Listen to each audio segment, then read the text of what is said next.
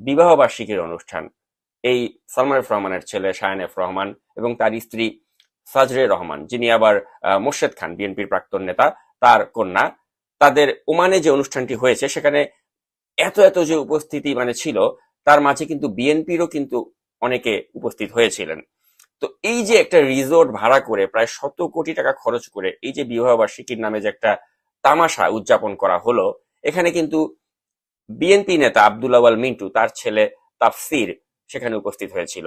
পাশাপাশি আমরা দেখেছি সালাউদ্দিন কাদের চৌধুরীর ছেলে হুম্মাম কাদের, তিনি একজন বিএনপির নেতা, এবং তিনিও কিন্তু এখানে উপস্থিত হয়েছিলেন। তো এখন এই বিএনপির যারা, তারা যে সালমান এফ রহমানের বিরুদ্ধে কথা বলবে না, কেন বলবে না, এটা তো খুব সহজেই কিন্তু আমরা অনুমান করতে পারি প্রিয় দর্শক। যেখানে বিএনপির যারা নেতা, তারা ওই আমরা যেটা বলি যে উপরে দিয়ে বলে হরতাল, কিন্তু তলে তলে তারা টেম্পু চালায়।